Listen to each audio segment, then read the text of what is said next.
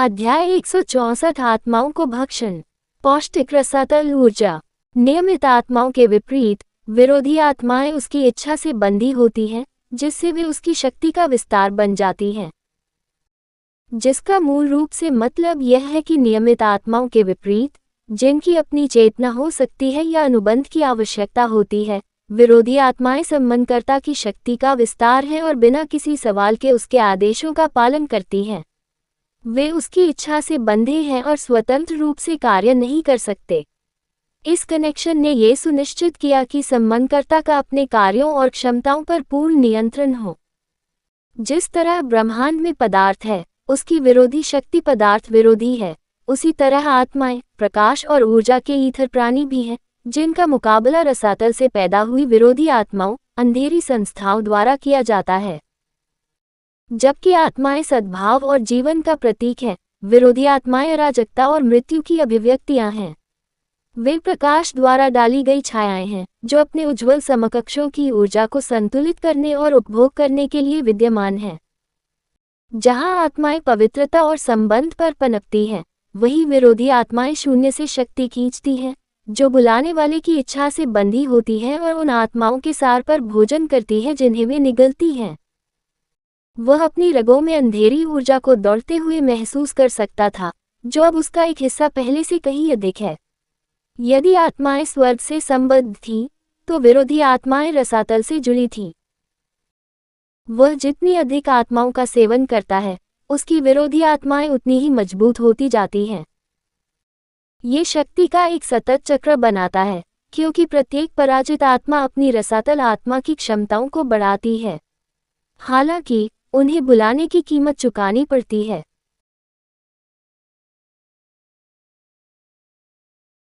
लंबे समय तक उपयोग से संबंधकर्ता के शरीर और दिमाग पर दबाव पड़ सकता है, जिससे शारीरिक और मानसिक थकान हो सकती है।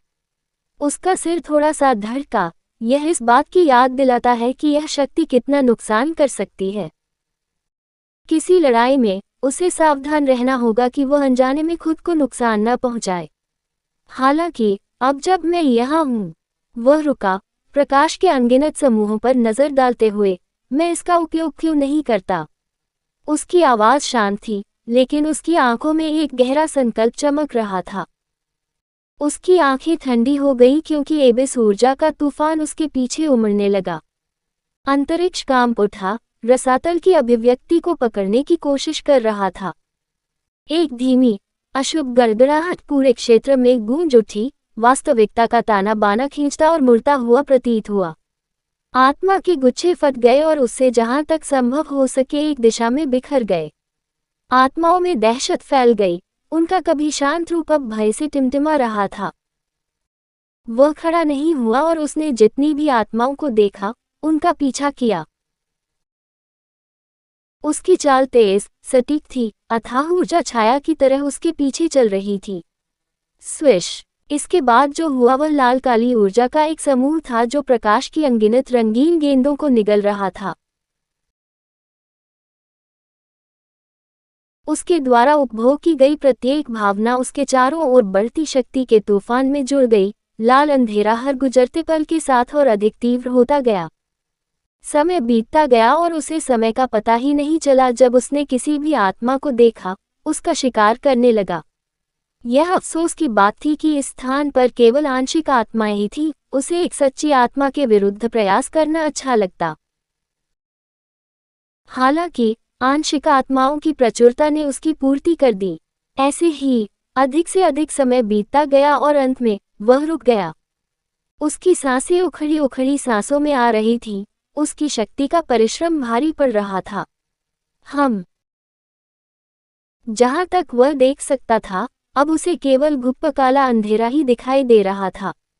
पहले का स्थान, जो अनगिनत चमकदार रोशनी से भरा हुआ था, अब प्रकाश से रहित एक काला क्षेत्र था।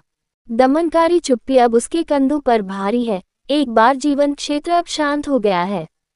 मैं अब इस तरह से नहीं चल सकता। उसने भौहें सिकोड़ ली और मन ही मन बुदबुदाया। यह उतना ही था जितना वह जा सकता था। इस स्थान की सभी आत्माएं अधिकतर उसके द्वारा निगल ली गई थीं, जबकि उनमें से कुछ दूर भाग गईं, इसलिए उसने उनका बहुत दूर तक पीछा नहीं किया। साथ ही जब वह एक निश्चित बिंदु पर पहुंच गया तो उसे अपने ऊपर एक प्रतिबंध महसूस हुआ। कुछ भी हो, ऐसा लग रहा था कि वह एक खास बिंदु को पार करने में असमर्थ है। एक अदृश्य अवरोध उसकी चेतना के किनारे पर स्पंदित हो गया, जो उसे उसकी वर्तमान शक्ति की सीमाओं के बारे में चेतावनी दे रहा था। यह ऐसा था मानो वह स्थान, क्षेत्र, उसकी क्षमताओं को पहचानने में सक्षम था और उसे आगे जाने से रोक दिया था। उसने इसे धक्का भी नहीं दिया, उसे अपनी क्षमताओं पर अतिविश्वास नहीं था। आखिरकार, उसने केवल आंशिक आत्माओं को ही निगला था। वह अपनी एबिस ऊर्जा में भी वृद्धि महसूस कर सकता था। ओलिवर को यह नहीं पता था कि ये आंशिक आत्माएं काफी शक्तिशाली थीं, और कोई भी सामान्य बच्चा उनका शिकार नहीं कर पाएगा जैसा वह कर रहा था। वास्तव में, यहाँ तक कि उचित ओझाओं को भी आत्माओं को पकड़ना मुश्किल होगा। ये सुनिश्चित करने के बाद कि अब और कुछ करने को नहीं है, उसने बस अपने अंदर ध्यान केंद्रित किया और आत्मा क्षेत्र को छोड़ना शुरू कर दिया। वह किसी रसातल प्राणी को इस दुनिया में नहीं बुला सका। यह न केवल बेहद खतरनाक होगा, बल्कि इससे उसके शरीर और दूसरों को भी काफी परेशानी हो सकती है।